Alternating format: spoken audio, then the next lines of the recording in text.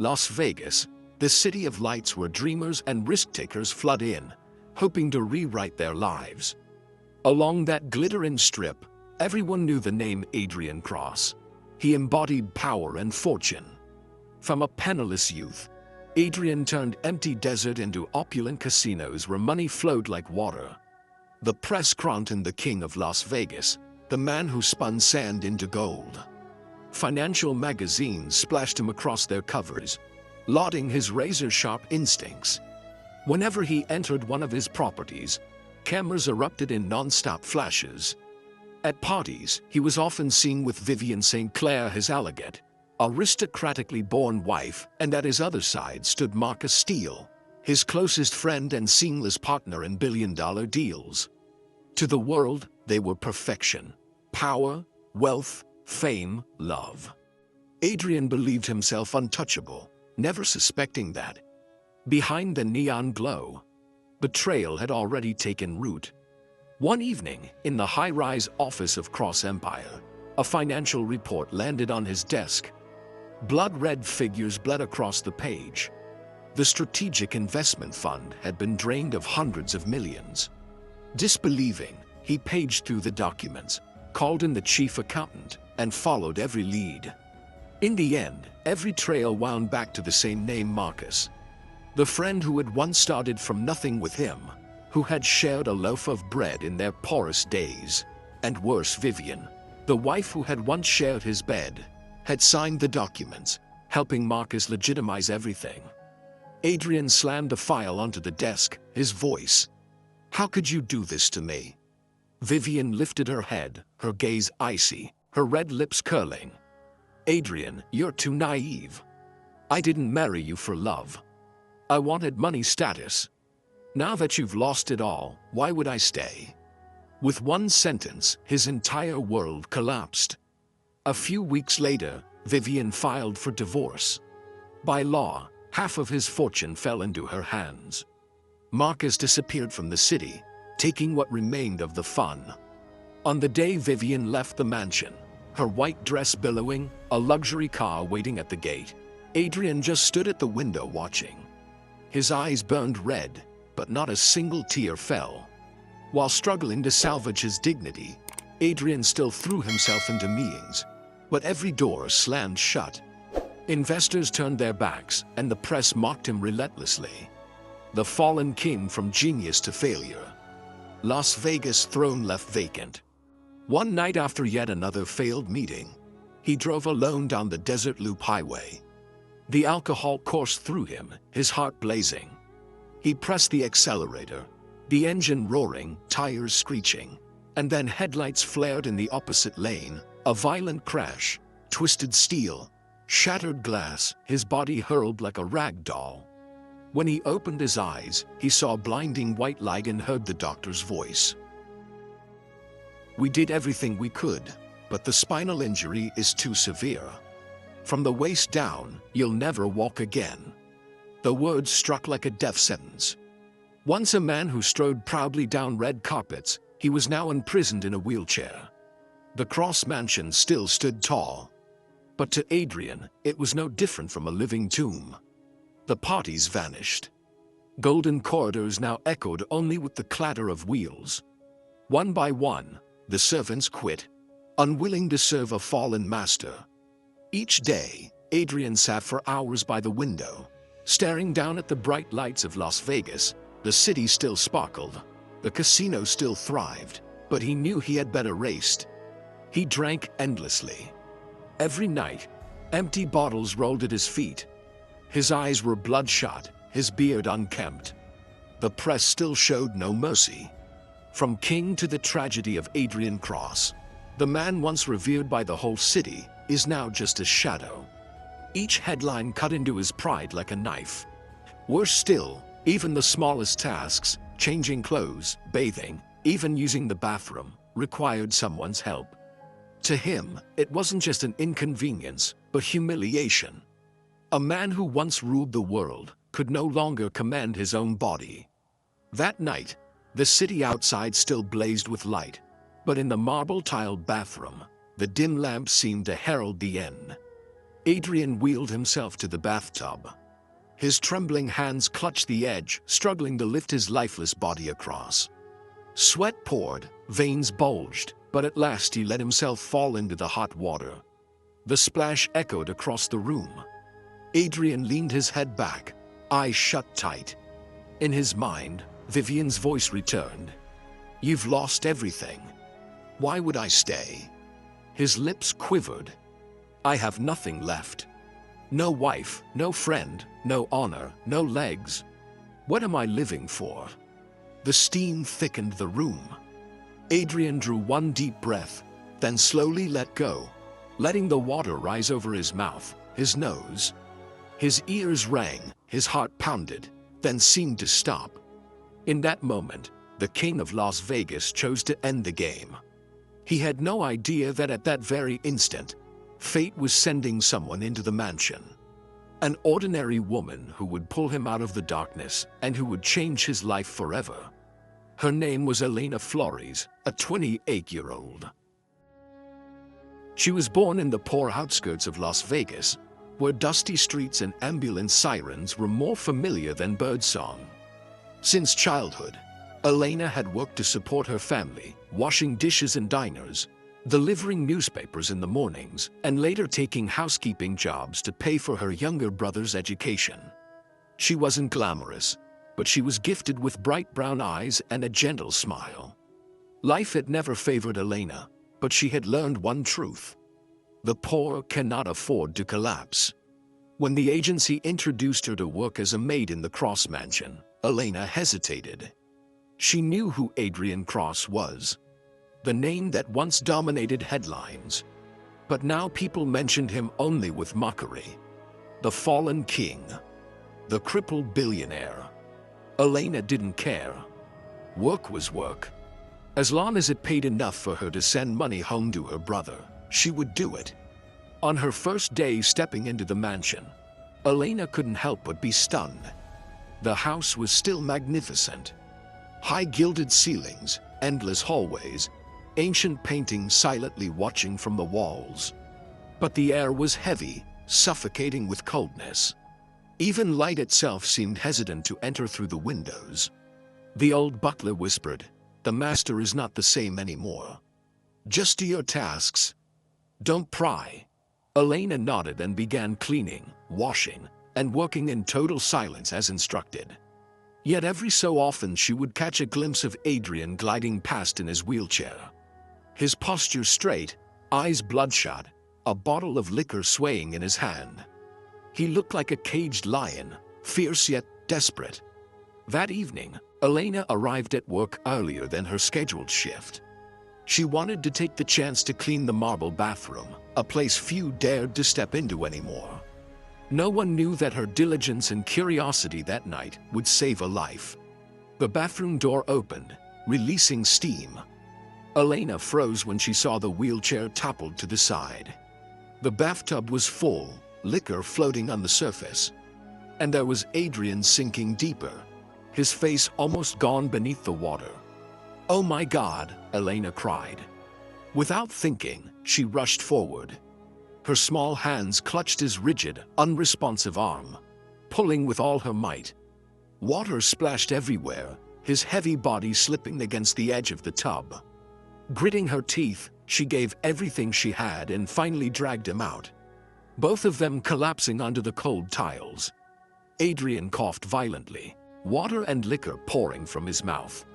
He struggled upright, hair dripping, eyes bloodshot, staring at her with a mixture of fury and humiliation.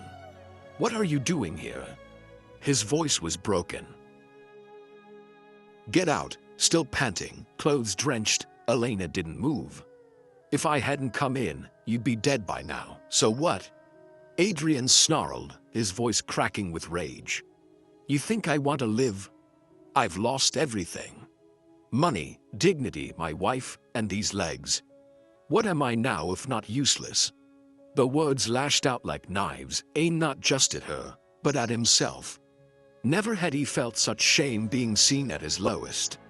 Elena was silent for a moment. She could have left. Who would want to face the wrath of a fallen billionaire?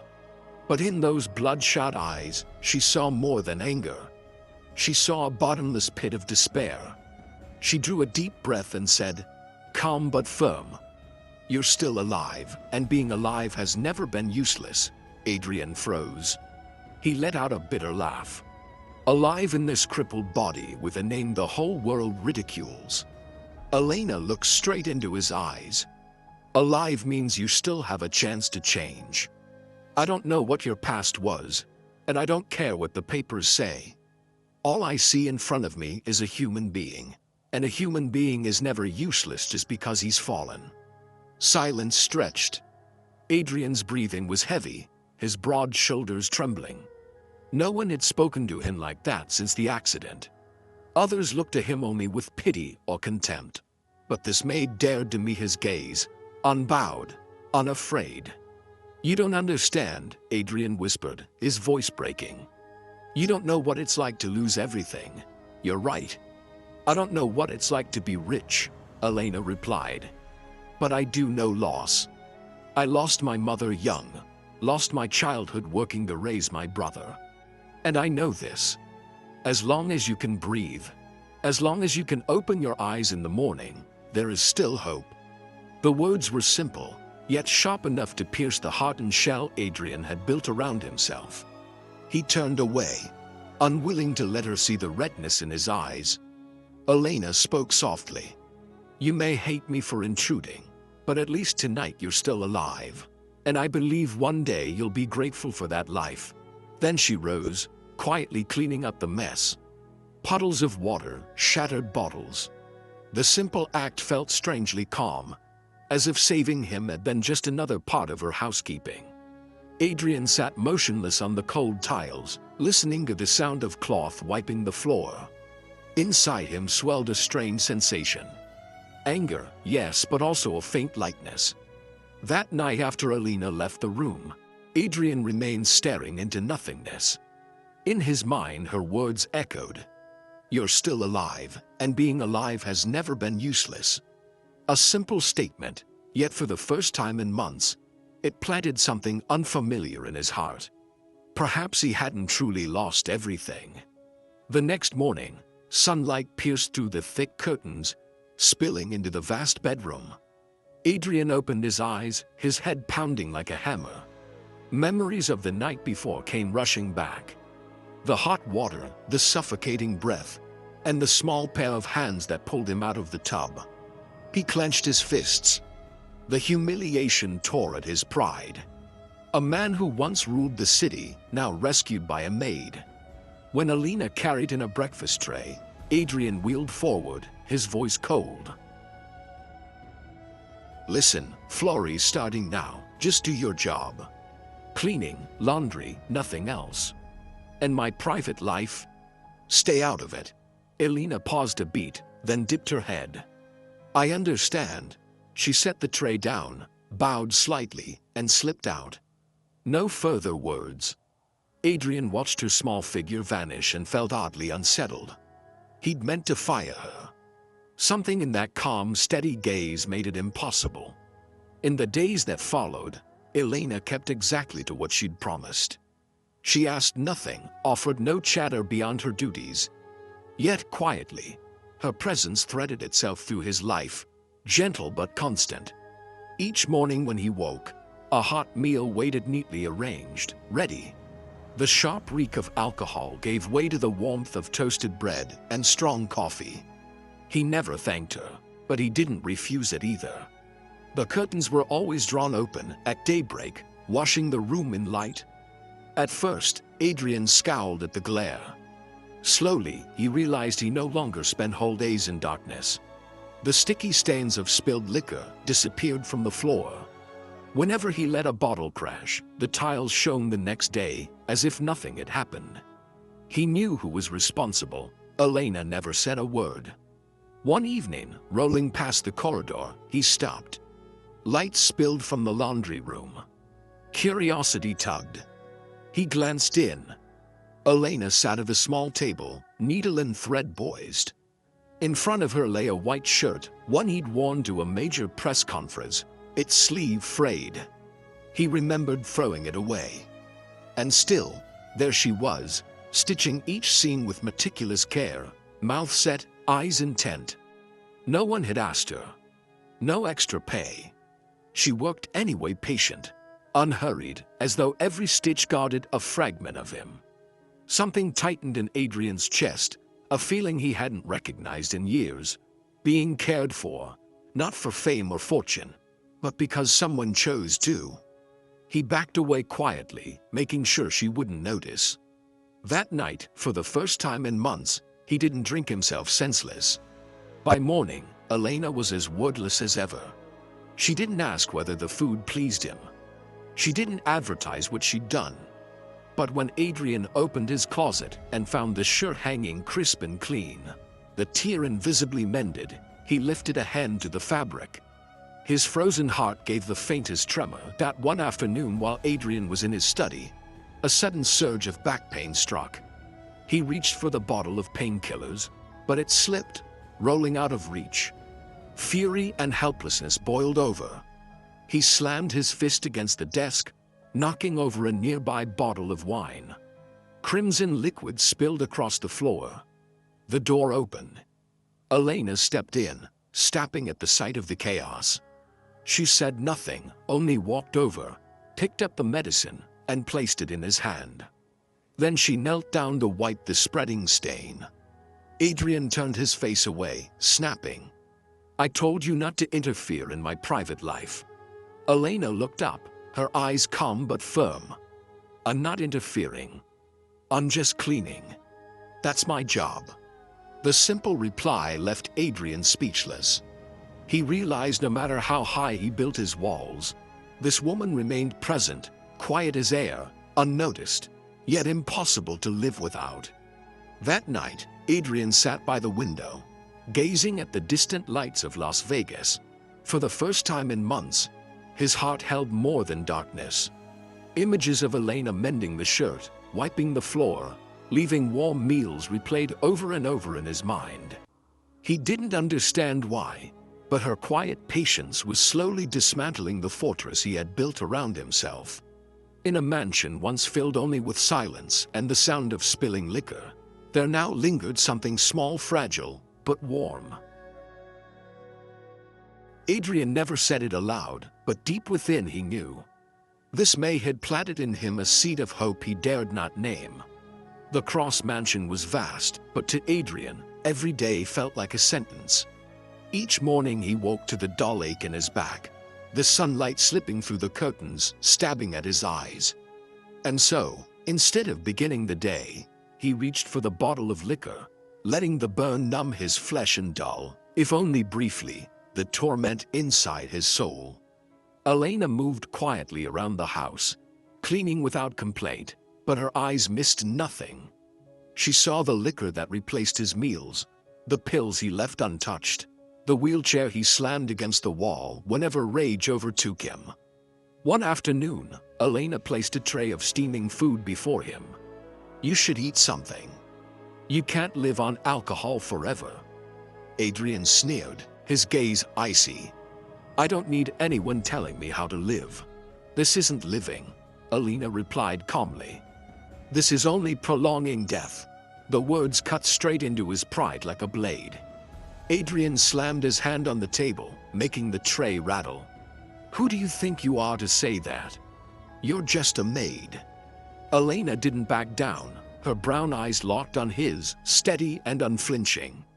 "Yes, I'm just a maid, but I won't stand by and watch you destroy yourself." Silence fell. Adrian clenched his jaw and turned away. His chest churned with anger and something else he refused to name. In the days that followed, Elena began urging him to try physical therapy. She set up a frame and cleared space in the living room. "You can't sit like this forever. At least try to work your muscles again." Adrian let out a bitter laugh. "Muscles? What's left for me to train? Don't you get it? I'm paralyzed." "I get it," Elena said evenly. "But paralyzed doesn't mean motionless. You still have your arms. You still have strength. You can choose to give up, or you can choose to fight." Adrian's eyes flared red, his voice rising. I've lost everything. What's left to fight for? For yourself, Elena said firmly. The reply was so simple. Yet, it left Adrian speechless. He turned his wheelchair abruptly and left, abandoning Elena in the empty room. But that night, he lay awake, her words echoing in his mind. For yourself. On another day, Elena brought him a bowl of hot soup. He swatted it aside, the bowl nearly toppling. I'm not a child who needs to be forced to eat. Elena steadied herself, picked it up, and placed it back in front of him. You're right. You're not a child, but you're acting like a spoiled one, throwing a tantrum at the world. Adrian froze, too furious to speak. No one had ever dared say such a thing to his face. Everyone around him had either flattered him or feared him. Only this maid dared to treat him like a man. Nothing more, nothing less. His fists tightened, then loosened. For the first time, Adrian didn't fight back, didn't lash out. He simply sat there in silence as Elena slipped the spoon into his hand. He tasted it. Warm chicken broth slid down his throat. It had been far too long since he'd eaten a proper meal. That afternoon, Elena once again placed the training frame before him. Adrian eyed it weary. Aren't you tired of this? I told you I won't train. You can hate me, Elena said, her voice steady but low. But I won't let you waste away in this house. The words struck hard, reverberating against the wall he had built around himself.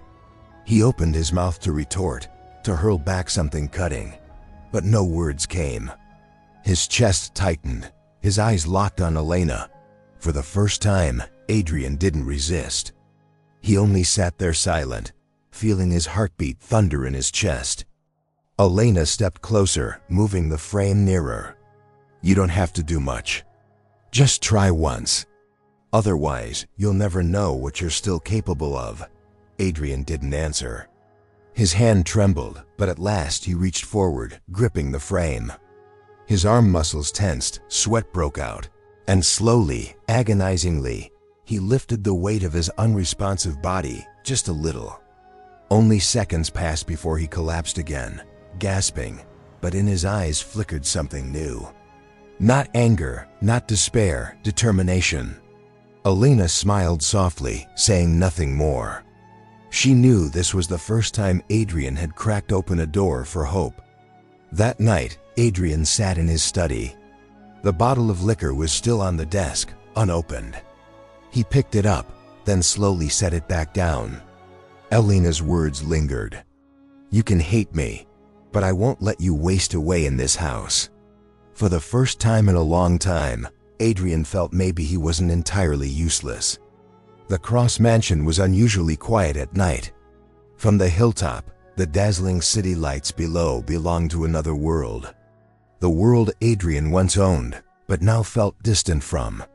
He sat alone in the living room, his sinewy hands resting on the dusty black piano keys. This piano had once been his pride. In his younger years, before the business world consumed him, Adrian used to play to unwind after tense meetings. But since the accident, he had rarely touched it. His heavy body, his broken spirit. There seemed to be no room left for music. Tonight, a strange impulse pushed him to wheel closer, brushing the dust from the lid. He set his hands on the keys. The first sound was hoarse, clumsy like a broken breath. He tried the old piece he once loved, Moonlight Sonata, but his trembling fingers, stiff with pain, turned the melody into fragments. After just a few notes, he grimaced, his hand freezing. Pointless, Adrian muttered, reaching to close the lid. At that moment, a gentle voice spoke from behind. That was beautiful. Startled, he turned. Elena stood at the doorway, a cleaning cloth still in her hand. Clearly she had seen him. Adrian's face flushed, shame laced with anger. Were you spying? He snapped. Elena shook her head, her voice calm. I was just passing by. I didn't know you could play. I can't. I failed. Adrian clenched his fist, bitterness flickering in his eyes. Elena stepped closer, setting the cloth on the table. "No, you haven't failed. You're only beginning again. And even if it was just a few notes, I still found it beautiful." The simple words left Adrian stunned. How long had it been since anyone had offered him genuine encouragement, without pity, without mockery? Elena sat on the long bench beside him, keeping a respectful distance. She didn't urge him to continue, nor did she walk away. She simply sat quietly. Adrian glanced at her bright brown eyes, then back at the keys. After a moment's hesitation, he placed his hands on them again. This time, the notes rose once more, still halting, still shaky, but no longer alone. Elena tilted her head, listening. She didn't interrupt, didn't comment. She let the music carry the silence. The vast living room, once shrouded in cold stillness, now stirred by a somber melody. Each broken note seemed to echo Adrian's own story. A man once at the peak, now fallen into the depths. His hands trembled, his back ached, but he pressed on. Sweat dotted his brow, and his breath came heavy.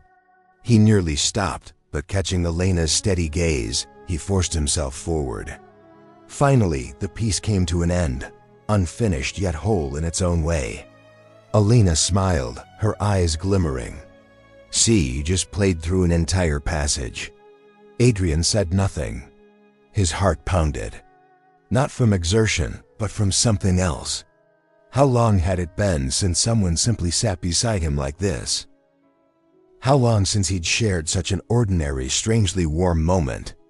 In that silence, he realized connection doesn't always need confessions or touches. Sometimes it only takes someone who stays, listens, and doesn't leave. Adrian's gaze softened.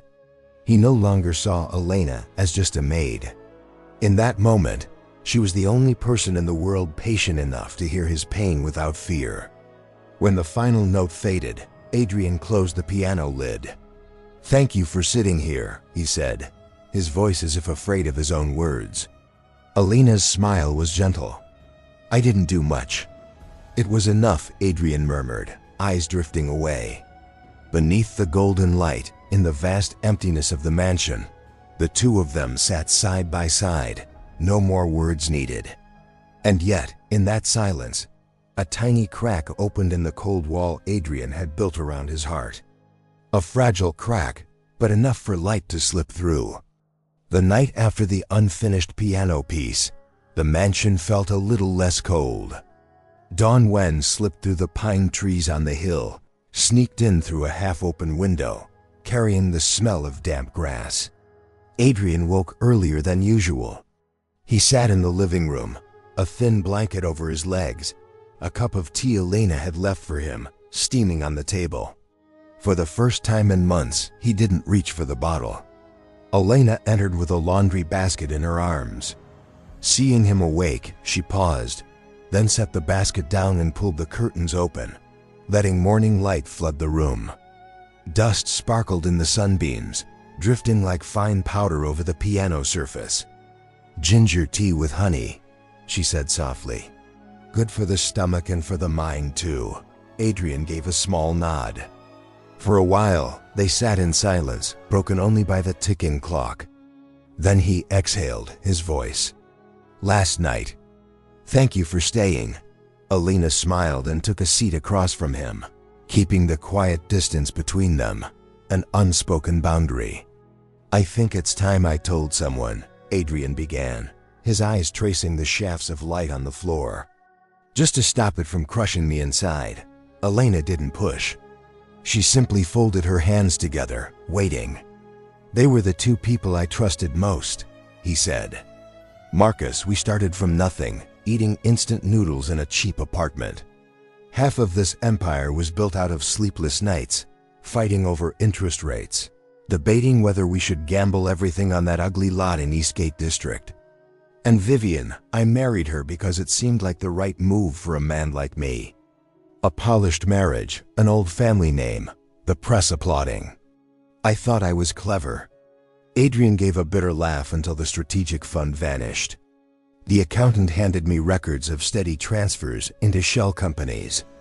The approving line carried Marcus's name. The final authorizing signature was Vivian's. She had helped undress the paperwork to look clean. When I confronted Marcus, he mumbled something about a temporary investment and disappeared from the city. Vivian signed the divorce papers without an apology, without even a look. He drew a sharp breath, eyes dropping to the half of his body that no longer obeyed him. I could still walk then. I thought I could save the company if I just had time, but the press smelled blood. Investors fled. I drove back from a meeting where every door had slammed shut. Screeching brakes, headlights from the opposite lane, then a white blur. When I woke, the doctor told me everything below the waist would never answer me again. Silence settled. Alina's throat tightened. Adrian braced his elbows on the wheelchair arms, fingers tapping lightly, as if each word he spoke were a stone pried from his chest. The strange part, he said quietly, wasn't the physical pain. It was the small things. Not being able to slide off the bed alone. Needing someone to help me into the bathroom. Calculating whether the chair would clear the doorway or snag on a rug, things I'd never noticed before. Every time I needed help, a voice hissed, "You're useless," and I believed it. In the mirror I saw a crippled, worthless man, not a king, not a genius, just a breathing corpse. He bit his lip. Broad shoulders tightened, then sagged. Elena set the basket aside and inched her chair closer, not too close, just near enough for warmth to carry in her voice. "I can't tell you not to hurt," she said gently. "But I can tell you this. Useless isn't an identity. It's a feeling. And feelings can change." Adrian lifted his head and met her eyes. There was no pity in Elena's gaze, only honesty.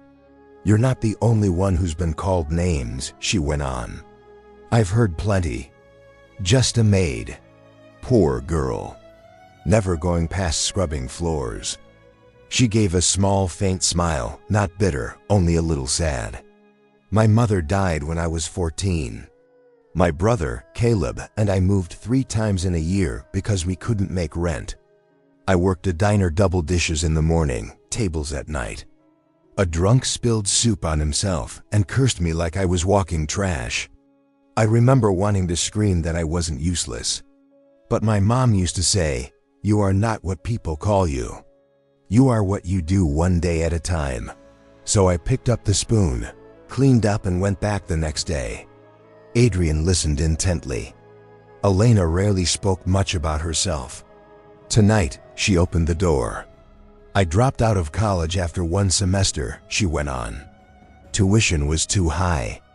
I chose to work so Caleb could have a chance. He's smarter than me.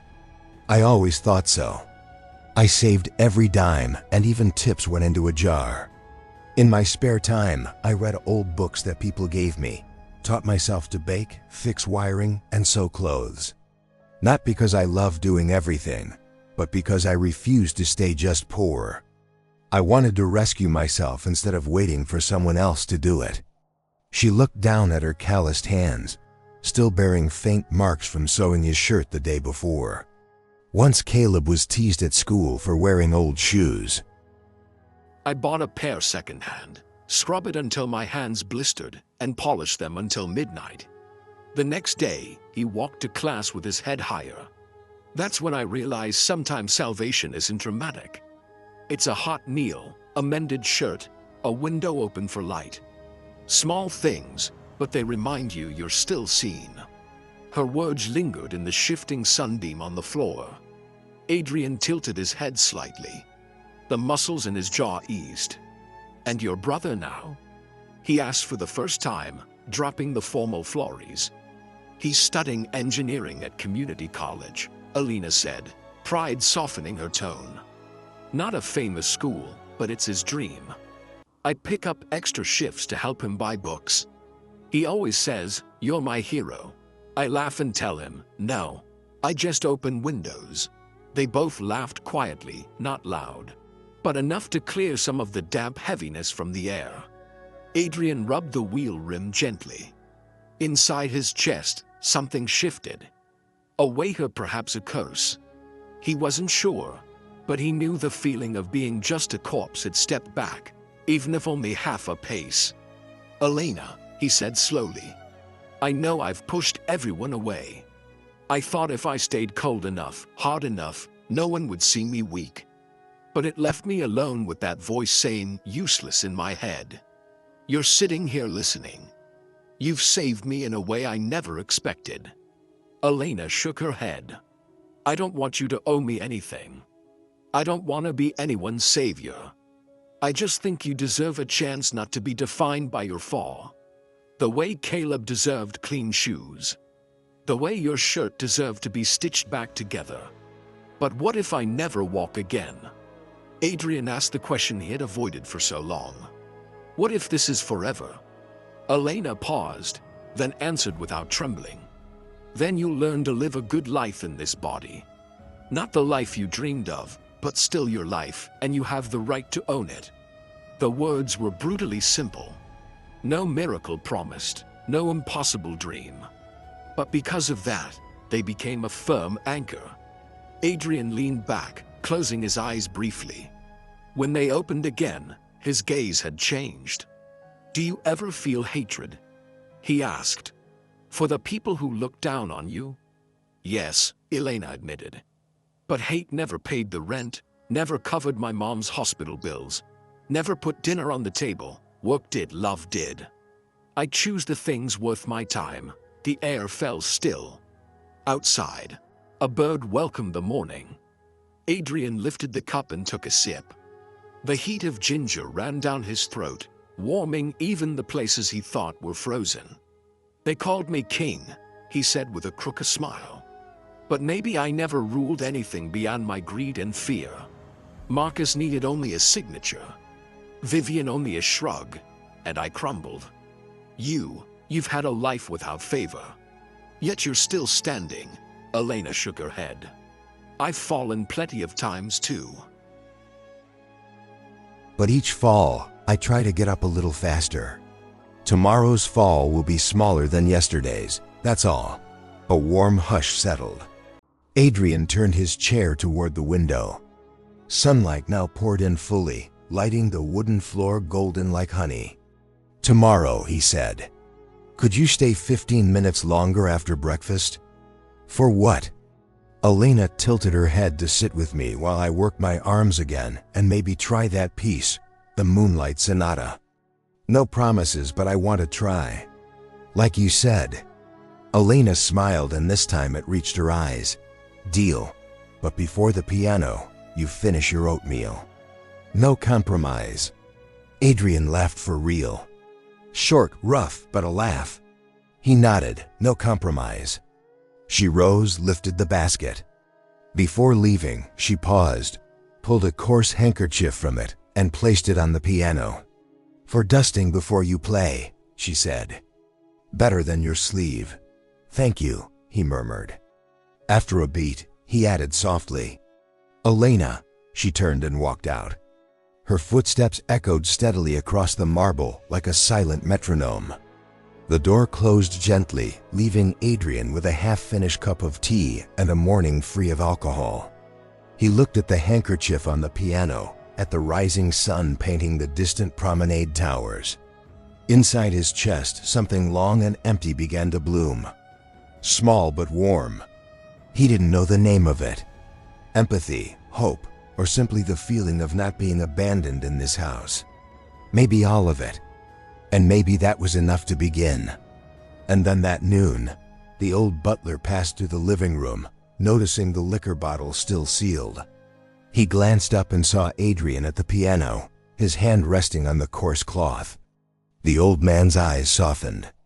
He said nothing, only opened another window. Light rushed in, stronger, brighter, as if two people had just found each other amid the ruins.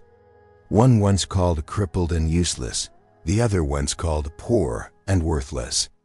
And yet they still possess the most precious gift, the ability to sit, listen, and call each other by name.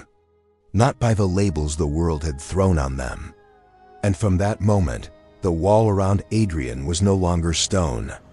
It had cracked. And where there is a crack, light will always find a way in. That morning, sunlight stretched across the tall glass windows. Elena opened them wide, letting the cool breeze sweep in, carrying the scent of jasmine from the garden. The mansion, once as silent as a tomb, now felt faintly alive. Adrian sat in his wheelchair, quietly watching.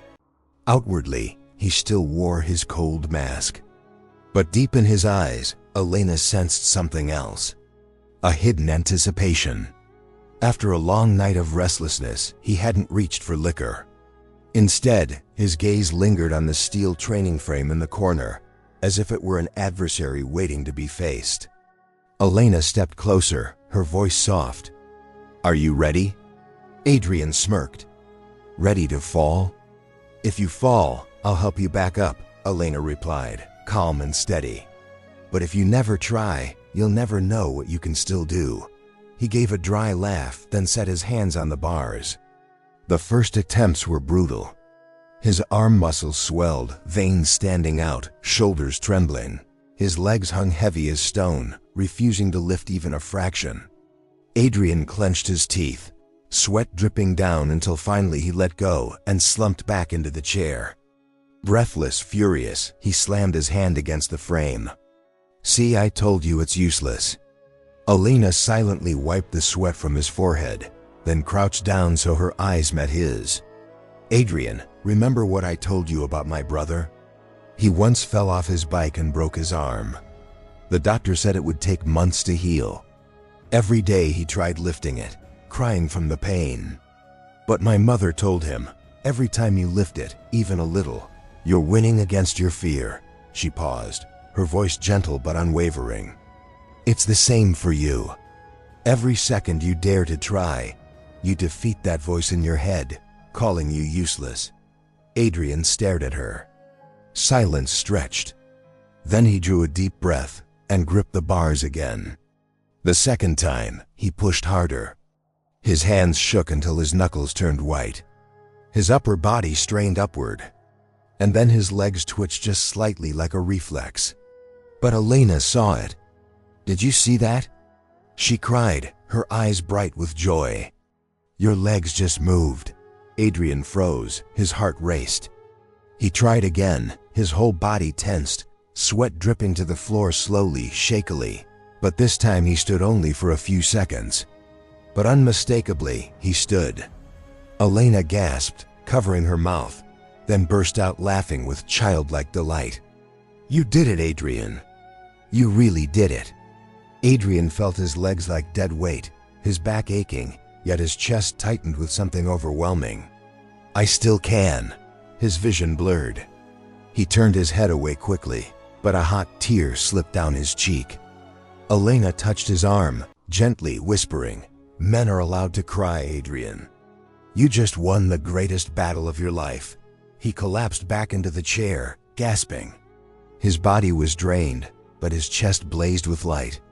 He looked at his trembling hands, remembering Elena's words from the night before. "You can choose to give up, or you can choose to fight." And now he had chosen to fight. I really stood up, didn't I?" His voice was husky. "Yes," Elena nodded, her smile radiant. "And next time you'll stand longer." Adrian let out a laugh, tangled with tears. In that moment, he no longer saw himself as a crippled failure. He was a man who had just taken the first steps back. By evening, the golden light spilled across the tiled floor. Adrian sat by the window, a cup of tea in his hand. In front of him, Elena busied herself with chores, her face still glowing with joy from their training. He watched her, then spoke softly. "Elena, thank you. Without you, I wouldn't still be here to try again." Elena turned, her gentle smile enough to answer. No more words were needed. In the silence, both of them knew. Today wasn't just the first time Adrian stood with his body. It was the first time he stood with his head held high. A single ray of light, small, fragile, but strong enough to tear through the darkness that had consumed him for so long. Las Vegas at night glittered like an endless party. Neon lights from the streets below reflected into the sky, turning the darkness into a shimmering dome of illusion. But inside the Cross Mansion, silence reigned, broken only by the steady tick of a clock and the occasional rustle of wind through the garden trees. Adrian sat on the balcony of the second floor, leaning forward with a thin blanket draped over his shoulders. Sleep wouldn't come. The past days of training had left him both exhausted and strangely awakened. For the first time in years, life didn't feel like a dark tunnel. Somewhere inside, he had glimpsed a faint light.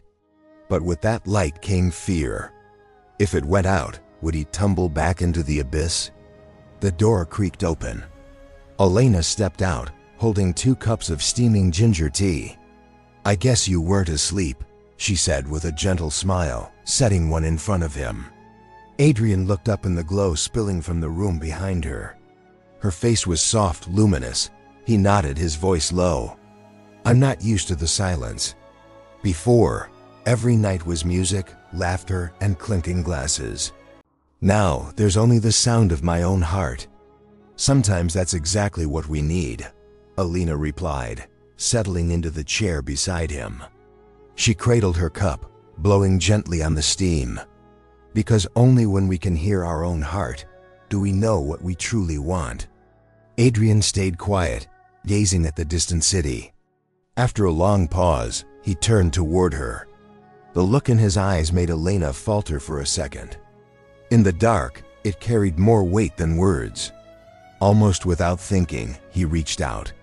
His large veined hand trembled as it closed over her smaller one, which rested on the arm of the chair. Warmth spread through his skin, making his heart stutter. "Elena," he rasped, voice worn. "What do you see when you look at me?" Elena went still.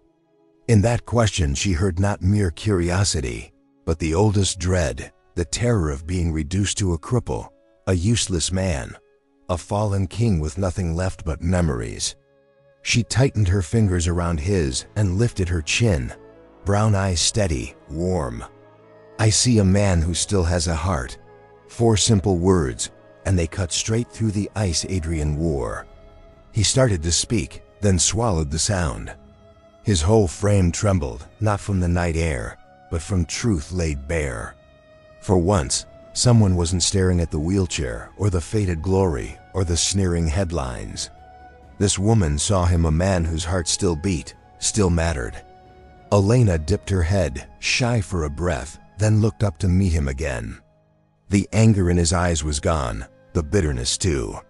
What lingered was fragile, vulnerable, painfully real. The space between them thinned. Adrian leaned in, slow and careful. The kiss arrived like a small breeze, soft, unsteady, trembling with the feelings he'd kept locked away for months. Elena's eyes fell closed. Her pulse hammered, not from surprise, but from the honesty of it. This wasn't the kiss of a once powerful billionaire, nor of a desperate man clinging to hope. It was the kiss of someone rediscovering himself and finding the one person who could reach the deepest part of his soul. When they parted, Adrian still held her hand. His lips shook, and in his gaze shone a light she'd never seen there before. "Thank you for seeing me." Color warmed Elena's cheeks in the golden glow. She smiled softly. "You don't need to thank me. I only said what I saw." They sat together, looking out over the city. In the hush that followed, both understood the same truth. From this moment, they were no longer 2 lonely souls trapped in a house of ghosts. In the night's quiet, they had found each other. The first days of Adrian's training sent thin rays of hope through the mansion. It had been cloaked in gloom. Now Elena kept her steady rhythm, cleaning, setting hot meals on time, sometimes pausing by the piano to listen while he worked through pieces. Together they shaped a simple routine, plain yet unexpectedly warm. But peace never lasts. The stories about Adrian Cross, the once king of Las Vegas, had never really left the headlines. The media feasted on a fall from grace, and his name remained bait for endless clickbait tailies. When rumors spread that a poor maid had appeared in his mansion, the press pounced. Giselle at Billionaire Cross now clings to a maid for company. The fallen king reduced to needing a low-wass woman to care for him. Venomous words filled tabloids and spilled across social media. Adrian was mocked relentlessly. And Elena, who had never asked to be dragged into the scandal, was now under fire as well. Adding fuel to the fire was Vivian. Adrian's ex-wife knew he was still living in the mansion, and as having a young maid was the perfect chance to smear him further. In a tabloid interview, Vivian smiled with cruel amusement. Adrian has always surrounded himself with people who only saw his money. I'm not surprised he's found comfort in a poor girl who's obedient and desperate for cash. Her words cut like knives. Soon the public branded Elena with a merciless label, a gold digger. Elena heard it all. At the market, whispers trailed behind her. That's her. The maid, clinging to Cross. Poor girl must be clever. Now she's living in the Auric Manor. She pulled her hat lower, gripping the bag straps tighter. She'd been looked down on before, but this was different. She didn't want Adrian dragged into more humiliation because of her. Elena chose silence. She still cooked, still cleaned, still smiled when helping Adrian into his training sessions. But whenever she could, she avoided the outside world. She dreaded the pitying or scornful stares that might touch him. In front of Adrian, she never cried. But at night, alone in the dark kitchen, Elena would sit down, clutch the old handkerchief, and wipe away the tears she couldn't hold back. Adrian was no fool. He knew exactly what was happening. Tabloids delivered their poison straight to his inbox. He couldn't ignore the headlines dripping with mockery. He read them, his chest tightening. He noticed Elena growing quieter, speaking less, sometimes avoiding his eyes. She never told him about the whispers, but he could feel it. He knew she was being hurt, and all because of him. But what could he do? His fortune was all but gone. The power that once made men tremble had crumbled. Friends had turned away. He had no press to defend him, no lawyers to silence the lies. And now realizing that Elena was paying the price for staying by his side, Adrian faced his cruelest truth, helplessness. One sleepless night, Adrian wheeled himself out in search of water. A faint light glowed from the kitchen. He stopped at the doorway. Elena stood by the table, clutching the coarse handkerchief, her shoulders trembling. Tears streamed down her face, glistening under the dim light. She wiped them quickly, straightened, breathing deep, as if to erase all evidence before stepping outside. Adrian clenched his fists so hard his nails dug into his palms. Rage surged through him. Rage at the vultures outside, at Vivian, but most of all at himself. He had let Elena, the only soul who shielded him at his weakest, be shamed in his place. He wanted to rush forward, hold her, promise protection, but harsh reason hissed. With what? With this wheelchair? With an empire in ruins? What can you protect? So he stood in silence, chest aching, hidden in the dark. When Elena turned, her eyes were dry, her smile forced. You're still awake. Adrian swallowed hard, nodding, forcing his voice steady. I needed water. She poured him a glass and handed it to him. Neither spoke of the tears, but in that moment, Adrian made a decision. Back in his room, he sat long at the window. Below, the city blazed on, loud and mocking, as if jeering at his helplessness. He pressed his palm to his chest and whispered to himself, I must rise again, not just to reclaim honor, but to protect her. The one who sheltered my soul when I was at my weakest. That vow burned in his heart, stronger than any fear or shame. From that night on, Adrian knew his resurrection was no longer about himself. It carried a greater meaning, one that was deeper and heavier. Elena was the reason. That day the Cross Mansion seemed cloaked in a different kind of air. Gone was the suffocating silence that had haunted its halls for months. In its place came the rustle of turning papers, the scratch of a pen, the faint grind of wheelchair wheels across polished wood. In the study, a room that had stood abandoned for so long, the lights now blazed bright through the night. Adrian sat behind the old oak desk, a towering stack of documents spread out before him. Market reports, financial bulletins, stock charts. His hands, once so accustomed to clutching bottles of liquor or painkillers, now moved restlessly across the pages, underlining, annotating, calculating. Each number, each headline reawakened something buried inside him. The sharp instinct of a businessman, the instinct that betrayal, despair, and tragedy had once nearly destroyed. He was no longer the arrogant king of Las Vegas who had ruled from the top of glittering towers, but in his eyes burned the unmistakable light of a man ready to be reborn. Elena noticed the change immediately. Every morning when she entered, instead of finding him motionless by the window, she would find Adrian bent over the desk. Instead of empty bottles, there were only black coffee and scattered pens. "You stayed up again, didn't you?" Elena asked, worry flickering in her voice. Adrian looked up, the corner of his mouth tilting into a smile. "I didn't sleep, but this time it wasn't because of nightmares." He never told her exactly what he was working on, but Elena could see it in the set of his shoulders, the intensity in his gaze, the way his hands never stilled. Once when she gently tried to caution him not to push himself too hard, Adrian simply answered quietly but firmly, "I have to prepare. This time I cannot afford to fail." At night, while Las Vegas glowed with its neon fever, Adrian pored over reports of companies on the edge of collapse. A hotel on Sunline Promenade is running out of cash, a restaurant chain drowning in red ink, a neglected lot on the fringes of Eastgate District. He wrote everything down and marked every lead. He had lost an empire because he had trusted the wrong man, because he had given control to others. Never again.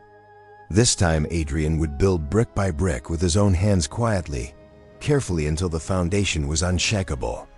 Elena didn't need to know every detail, but she felt the transformation nonetheless. She sat down hot meals at his desk without a word. She quietly swapped out painkillers for warm milk. And when she saw his shoulders slump from exhaustion, she didn't lecture. She simply placed a hand on his shoulder and said softly, "You don't have to prove yourself to the whole world. It's enough that you know you can protect what you love." To Adrian, those words were worth more than any headline, more than any applause he had ever received. One late afternoon, Adrian asked Elena to take him out to the back garden. The grounds had once been overgrown and neglected, but Elena had tended them patiently until lavender and white roses bloomed in the sun. "Today I want to try something," Adrian said, his gaze fixed on the stone path stretching down the garden. Elena froze. "That path is long. Are you sure?" "I have to do it." His eyes burned with resolve. He gripped the mobile walking frame Elena had prepared. The first steps were torturous, slow, trembling, as if his legs were weighted with stone. Sweat trickled down his temples, and his shirt clung damp against his back. But he didn't stop. With every step, his breath came harsher, his face drawn in strain. His vision blurred, but it wasn't despair that clouded his eyes now. It was sheer determination. Elena hovered close, her voice steady but urgent. "Slowly. That's it. One more step." The stone path seemed endless. Again and again, his knees buckled, his muscles quivered like they might give out. But Adrian clenched his teeth, refusing to surrender. One step, another, again and again, until at last. He pressed his trembling hand against the rough bark of the oak tree at the very end of the path. The finish line he had set his sights on from the start. He was standing, barely shaking, gasping, drenched in sweat, but he was standing. Elena burst into tears, rushing forward to wrap her arms around him. Her voice cracked against his shoulder. "You did it, Adrian. You really did it." Adrian tightened his hold on her, his heartbeat hammering wildly. He bent down, whispering through ragged breath, but with unshakable conviction. "I will come back for you." In that moment, the Las Vegas sky burned a golden hue with the setting sun, enveloping the two figures in radiant light. One man who had once collapsed before the eyes of the world. One woman who had once been dismissed as nothing more than a maid. Together, they now witnessed the greatest turning point of his life. Adrian was no longer just a broken man in a wheelchair, watching the world move on without him. He had walked, and more importantly, he had found the reason to keep walking. From that moment, the true rebirth of Adrian Cross had begun. After months of perseverance, Adrian's unsteady steps had become the clearest proof of change. He no longer depended entirely on the wheelchair. Each step was still slow, still heavy, but every time he rose, it was a declaration. "I am back." Not only his body, but also his mind and willpower had reawakened. From small ventures, a failing restaurant, a neglected plot of land, he quietly bought them through shell companies.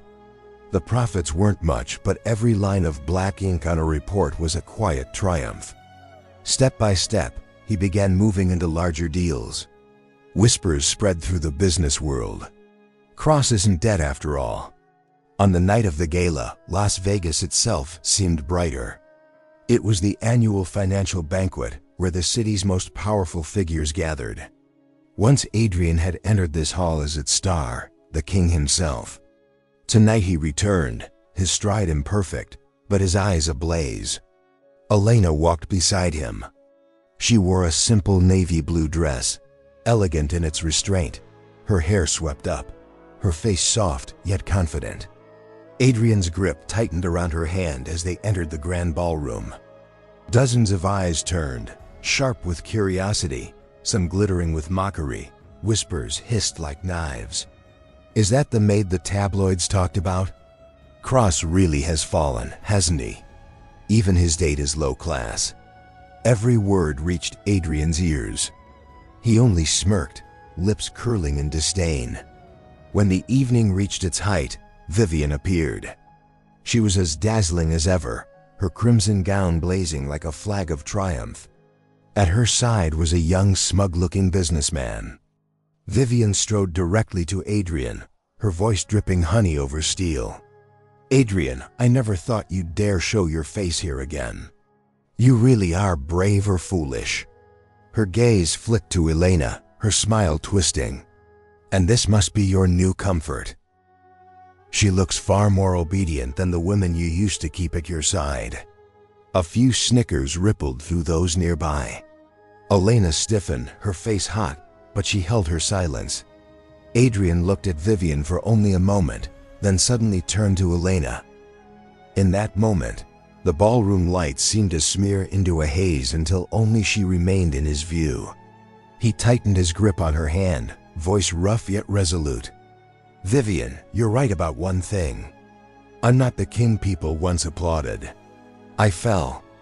I lost everything." The room went still. Adrian's tone dropped, hot and unwavering. "But you're wrong about what matters most. When the world turned away, the woman you mocked stood by me. She pulled me back when I wanted to give up. She made me stand when I couldn't believe in myself." Before the stunned crowd, Adrian lowered to one knee, awkward, pained, but proud. From his pocket he produced a small velvet box. He opened it, his voice shaking yet firm, carrying to every corner of the hall. "The world may laugh, but I'll never regret this. Elena Flores, will you marry me?" Elena went still. In the blaze of light, under hundreds of watching eyes, she saw not a broken man or a fallen king, but someone who had lost everything and now knelt with unshakable sincerity. Tears slid down her cheeks, no shame, only overflowing joy. She nodded again and again, her voice cracking. "Yes, yes, I will." Applause thundered, cameras strobing wildly, yet in that instant, Adrian and Elena saw only each other. He rose, unsteady but sure, and kissed her in the center of the ballroom. Vivian stood rooted, color draining, the triumphant smile on her lips splintering to pieces. By morning, the press detonated. Fallen billionaire finds his crown in a maid's hands. Adrian Cross, from ruin to a proposal that shook the city.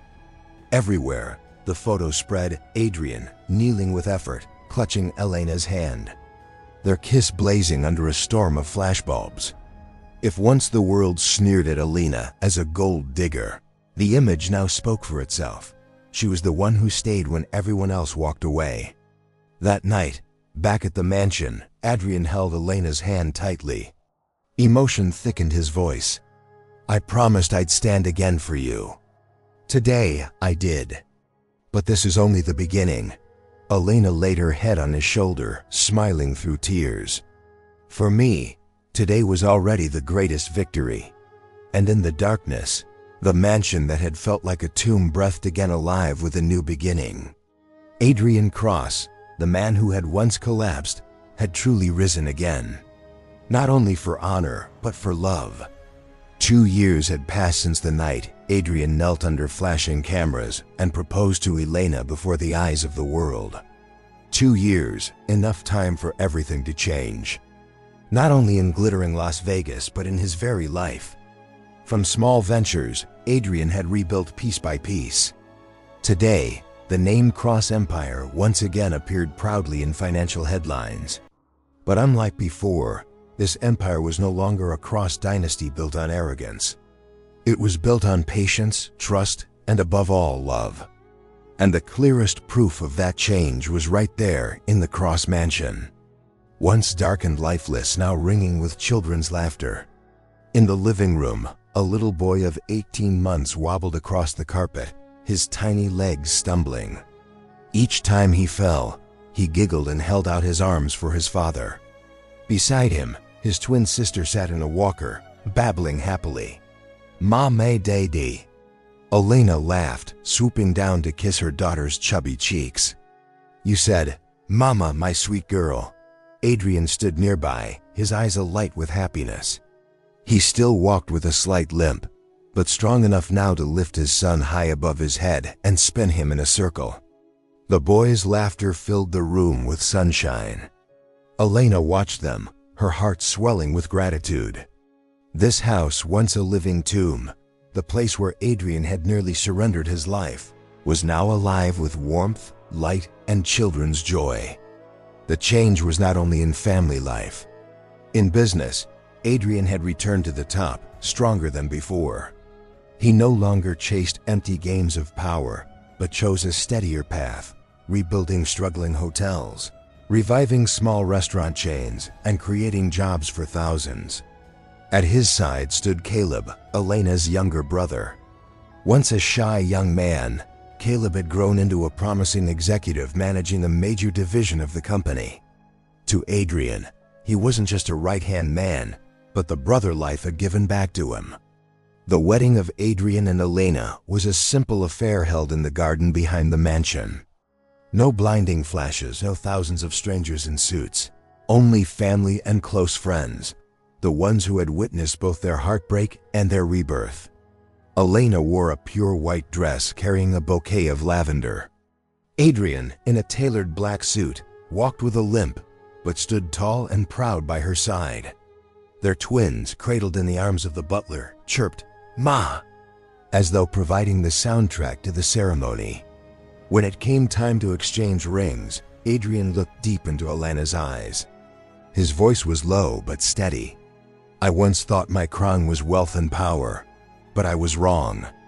My true crown is you, the woman who saved me, who loved me when I had nothing." Elena's eyes glistened as she replied, "And I will always be with you. Not because of who you are, but because you're the man who dared to rise, dared to love, and dared to live again." Their kiss under the Las Vegas sunset wasn't just the end of a wedding ceremony. It was an eternal vow for a new life together. That evening, the small wedding feast gathered around a long table under the open sky. Friends raised glasses in celebration. Caleb told awkward old college stories that made everyone laugh. The twins, tired after a long day, slept soundly in the nanny's arms, their cheeks flushed pink in the golden glow of lantern light. Adrian sat at the head of the table, Elena beside him. He looked around, the house glowing warm, voices filled with joy, the scent of food drifting in the night. He remembered the nights he had sat alone in the dark, surrounded only by liquor and silence. His chest tightened for a moment, then loosened into a peace he had never known. He reached for Elena's hand, lifting it to kiss the back of it softly. "I once lost everything, but because of you, I've gained more than I ever had." Elena leaned against his shoulder, whispering back, "Because we built this together, Adrian, a family love, and a new empire." Night fell. Golden light from the dining room spilled through the windows, illuminating the scene of a family gathered close. On the long table, wine glasses glimmered, plates of half-eaten cake still scattered, laughter echoing through the halls. In the nursery, the twins slept peacefully in their cribs, tiny hands curled, breaths even and steady. Elena tucked a blanket around them, kissed their foreheads, then turned back toward Adrian. He stood before the great window, gazing out at the neon glow of Las Vegas. But this time, his eyes held no loneliness, only the light of faith. He turned, smiling at his wife, whispering, This is my true crown. You and our children." Elena walked over and wrapped her arms around him from behind. They stood there a long time, listening to laughter ripple through the house. A house that was once filled with shadows, now transformed into a home. This was happiness, the ending and the beginning of a new life.